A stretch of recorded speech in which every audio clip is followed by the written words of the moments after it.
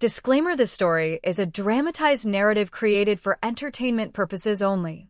Any resemblance to actual persons, living or dead, or real-life events is purely coincidental. The story is intended for a mature audience and does not promote or endorse any harmful behavior, exploitation, or inappropriate relationships. Viewer discretion is advised. When I first became part of this family, I knew it would never be simple. Marrying a man who already had a son meant stepping into a role that was both delicate and uncertain. I wasn't just a wife, I was suddenly a stepmother, expected to care for a boy who wasn't mine by blood, but who was now entrusted to my presence and my love. At the beginning, things were awkward. He was polite but distant. I could sense that he didn't know what to call me, how to treat me, or even if he could trust me. I respected that. I didn't force myself into his world. Instead, I chose patience. I cooked meals, checked on his schoolwork, and offered small gestures of care without asking for anything in return. Over time, those little things became bridges between us. His father, my husband, worked long hours. Sometimes he was gone late into the night, leaving the two of us alone in the house. At first, those evenings felt heavy with silence. But slowly, I noticed the boy beginning to talk. Sometimes it was just about school, complaints about teachers, funny moments with friends, or the pressure of homework.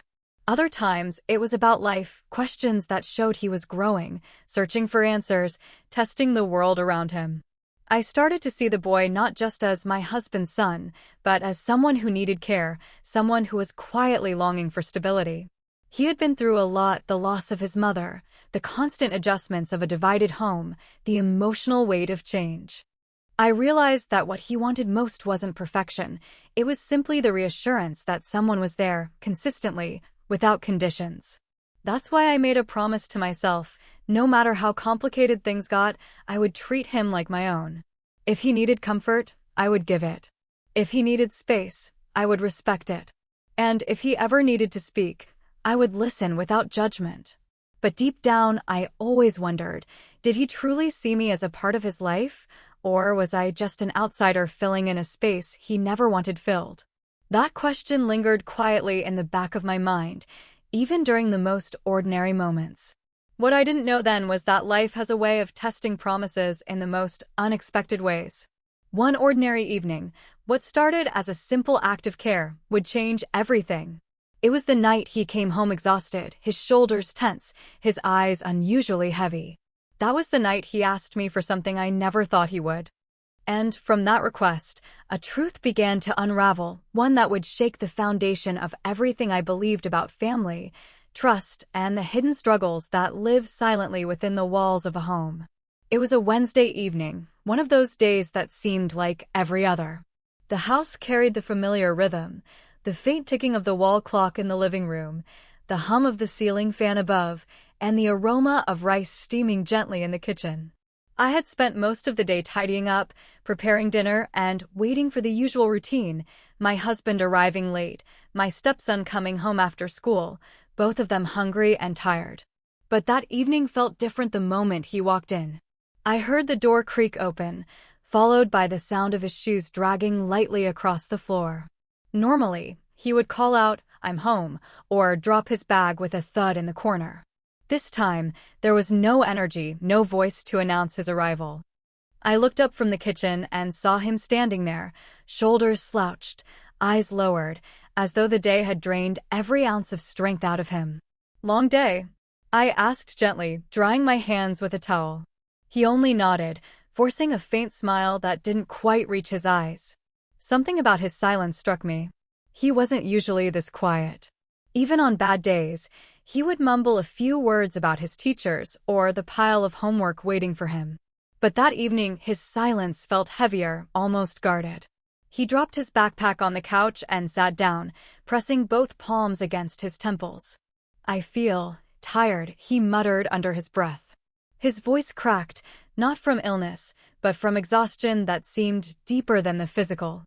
I studied him for a moment. He looked pale, his shoulders tense, and there was a weight in his gaze that made me pause. I had seen this kind of look before, not in him, but in people burdened by thoughts they couldn't put into words. "Why don't you eat something first?" I suggested. Dinner will be ready soon. But he shook his head. Not hungry. That answer unsettled me more than his silence. He always ate, no matter what kind of day he had. To refuse food was unusual, almost alarming. I moved closer, lowering my voice as though trying not to disturb something fragile. What's wrong? Did something happen at school? He didn't reply right away. Instead, he leaned back against the couch, closing his eyes as if gathering the courage to say something. Finally, he whispered, I just feel tense. Like my whole body is sore. The words surprised me. For a moment, I wondered if he was coming down with something. But the look in his eyes wasn't that of sickness. It was something else, a mixture of discomfort and unspoken worry. Do you want to lie down? I asked. Maybe it'll help you relax. He hesitated, then looked at me with an expression I couldn't quite read. Could you maybe help? Like a massage? My back hurts. The request caught me off guard. It was so sudden, so unusual, and yet his voice carried a sincerity that made it difficult to dismiss. In that moment, I thought it was just another small act of care, nothing extraordinary. But I had no idea that this seemingly ordinary evening was about to lead us into a moment that would change everything. For a moment, I wasn't sure how to respond. The words lingered in the air, his voice low, almost uncertain, as though he himself didn't know if it was appropriate to ask. A part of me hesitated, surprised by the suddenness of his request. But then I looked at him again. His shoulders were hunched, his hands nervously clasped together, and his face wore that same exhaustion I had seen the moment he walked in. He wasn't asking out of entitlement, he was asking out of need. All right, I said softly, choosing to respond with care rather than suspicion. But just a few minutes. You look like you need to rest. He nodded quickly, almost with relief, and shifted on the couch to lie face down. His bag was pushed aside, and he stretched his arms over the cushion, his back rising and falling with quiet breaths. I sat beside him, unsure at first, then gently placed my hands on his shoulders. The tension was immediate, his muscles tight and stiff, as though he had been carrying an invisible weight all day. Slowly, I pressed down with my palms, moving carefully across his shoulders. At first, he didn't say a word, only breathed a little deeper, his body slowly sinking into the couch. This helps, he whispered after a while, his voice muffled against the cushion. I didn't think it would, but it does. I felt a strange mixture of emotions. On one hand, it was a simple, innocent act, something any parent might do for a child who is tired or in pain. On the other hand, there was a heaviness in the moment, a sense that his request wasn't just about sore muscles. It was about comfort, about needing someone to lean on, about testing whether I truly cared. You've been stressed lately, I said quietly, continuing the gentle motions. Is it school? Or something else? There was a pause. His back stiffened under my hands, just for a second, before he relaxed again. It's not just school, he finally replied. There are things I don't tell Dad. Things I don't know how to talk about. The way he said it made me slow my hands. I realized then that this wasn't about physical relief, it was about trust. By asking me for this small act of care, he was opening a door, waiting to see if I would walk through it. I didn't push him to explain. Instead, I continued the massage, letting the silence give him room to think. Sometimes, I knew, words came only when a person felt safe enough. And right then, my role wasn't to demand answers, but to show him I was listening, even without him speaking. As the minutes passed, I noticed the shift in his breathing. What began as shallow, guarded breaths became deeper, calmer, almost as if he was slowly letting go of something he had been holding inside. His shoulders softened under my touch, and with it, the room seemed to grow quieter, heavier with an anticipation I couldn't quite name. Then, just as I thought he might drift off to sleep, his voice broke the silence. Quiet, careful, but carrying a weight that made my heart still. Can I ask you something? He said, not lifting his head. And in that instant, I knew this was the moment everything was about to change. His words hung in the air, soft but heavy, like the opening of a door I wasn't prepared to walk through. Can I ask you something? He repeated, his voice quieter this time, almost testing whether I was truly listening. Of course, I replied gently, my hands resting still on his back. You can ask me anything. For a moment, there was only silence. I could hear the faint hum of the ceiling fan, the distant barking of a dog outside, and his breathing, uneven now, like he was wrestling with whether to speak or to keep the words buried. My heart pounded as I waited. Finally, he shifted slightly, turning his head just enough that his voice wasn't muffled. Do you ever feel like people hide things from you? Even the ones you live with every day? The question startled me not because it was strange, but because of the way he asked it. There was no curiosity in his tone, only a sharp edge of hurt, like someone who had been holding back a storm of thoughts. I hesitated, choosing my words carefully. Yes, I admitted. Sometimes people hide things. Not always because they want to hurt us, but because they don't know how to share. Or they're afraid of how we'll react. He nodded slightly, his eyes still closed, as though my answer had struck something inside him. That's how I feel. Like there are things happening around me that nobody tells me. And sometimes, I overhear things.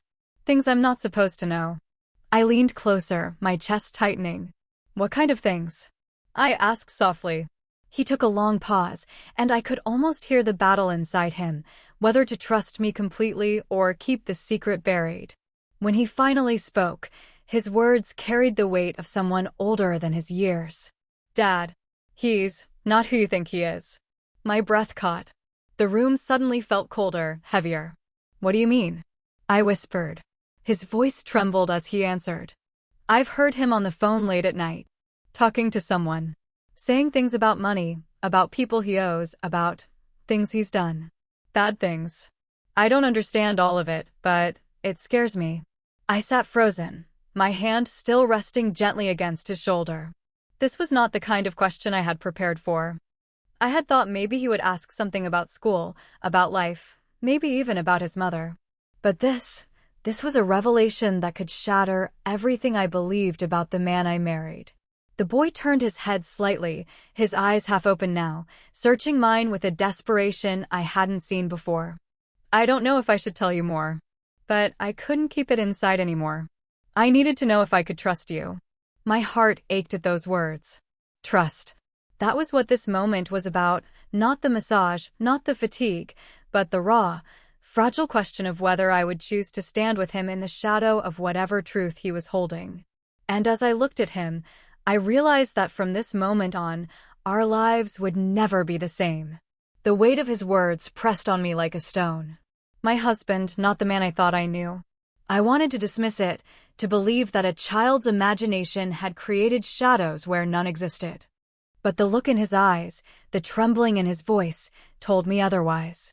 This wasn't a child exaggerating. This was a boy who had been carrying a secret far too heavy for his age. I steadied my breathing and lowered my voice. Tell me everything you've heard, I urged gently.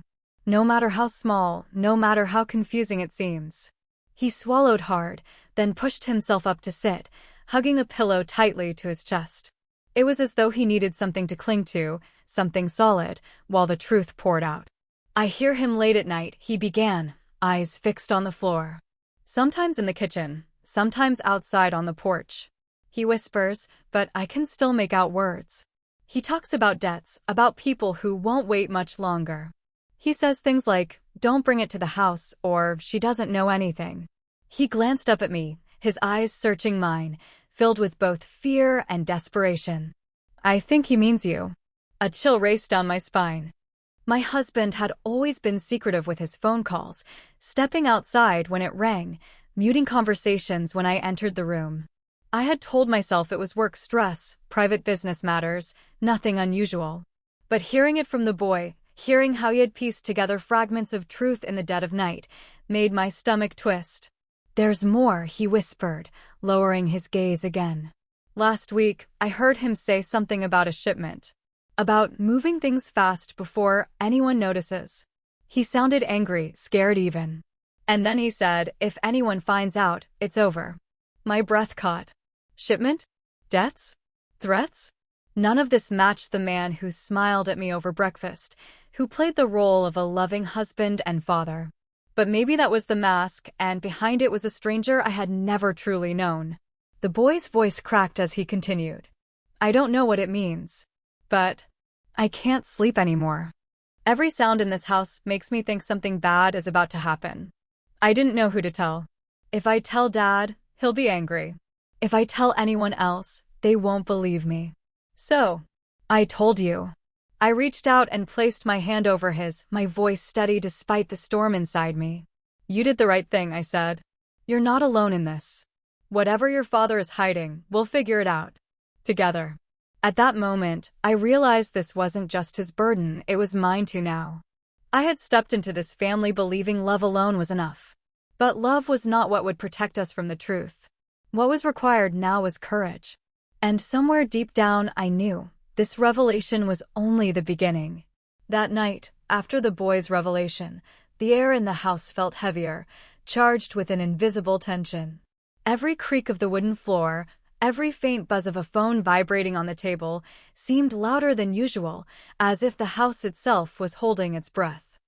I tried to move through the evening as though nothing had changed, but inside me, a storm was raging. I couldn't stop replaying his words. Shipments, debts, secrets. And worst of all, she doesn't know anything. Those words were meant about me. My husband had been keeping a life from me, one dangerous enough to leave our son in fear. I knew I couldn't hold it in forever. So when my husband finally came home that evening, later than usual, his shirt wrinkled, his eyes darting nervously around the room, I decided to confront him. The boy had already retreated to his room, pretending to study, but clearly listening for every sound beyond his door. You're late, I said evenly, setting down the dish towel I had been clutching for too long. Work, he muttered, loosening his tie. His answer was clipped, rehearsed. He didn't even look at me as he walked past, reaching for the glass of water on the counter. I took a deep breath. Work doesn't explain the phone calls at midnight. Or the words I've overheard. Debts. Shipments. People you owe. The glass stopped halfway to his lips. His eyes narrowed as he slowly set it down. What are you talking about? He asked, his voice dangerously calm. I stepped closer, refusing to let fear silence me. Don't lie to me. He told me. He's heard everything. And he's terrified, do you understand? He thinks something bad is coming, and I can't tell him he's wrong because I don't even know who you are anymore. His jaw tightened, a flash of anger crossing his face before he masked it again. He's just a kid. He doesn't understand what he hears. No, I shot back. He understands enough.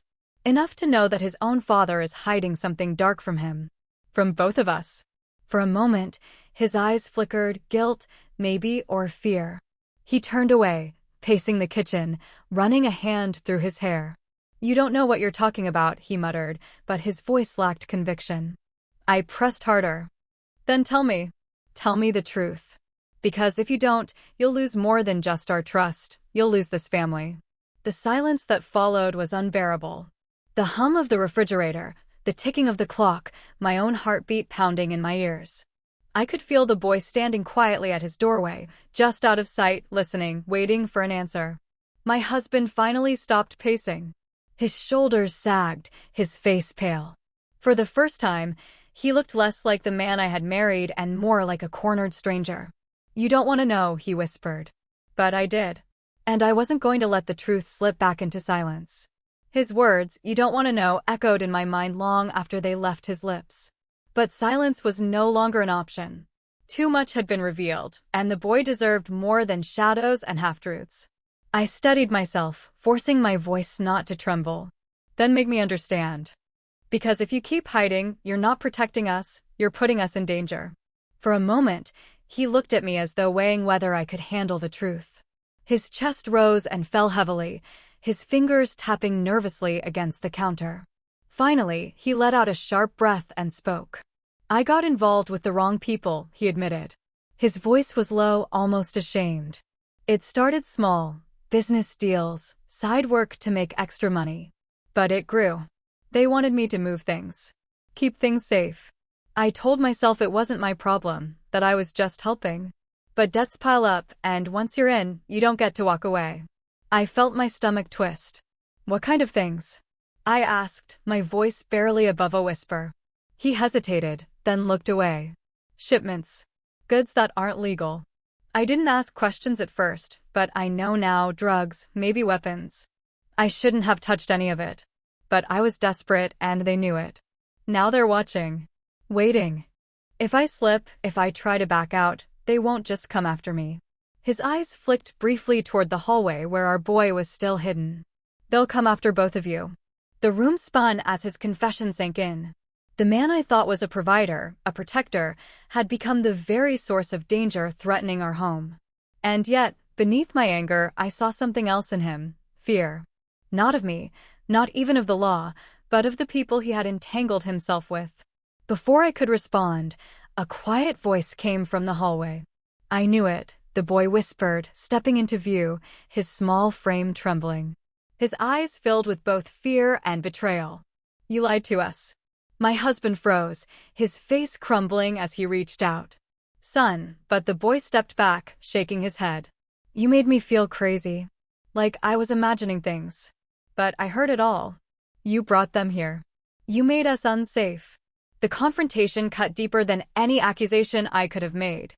In that moment, the fragile bond between father and son fractured. I wanted to shield the boy, to absorb his pain, but I also knew this was a moment he needed to face. I knelt beside him, wrapping an arm around his shoulders.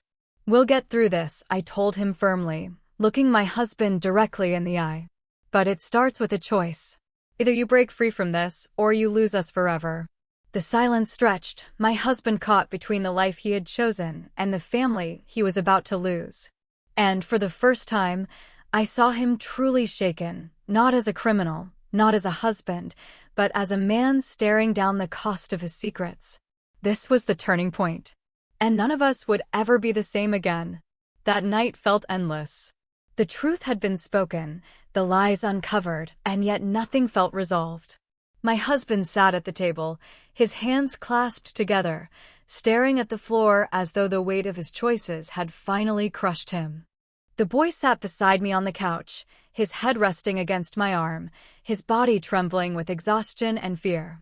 For the first time since joining this family, I realized I wasn't just a wife or a stepmother, I was now the anchor holding us together, the one force to decide whether we sank or survived.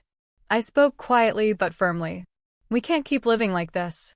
Secrets have already poisoned this home. If you want to save this family, you have to let go of that life. All of it.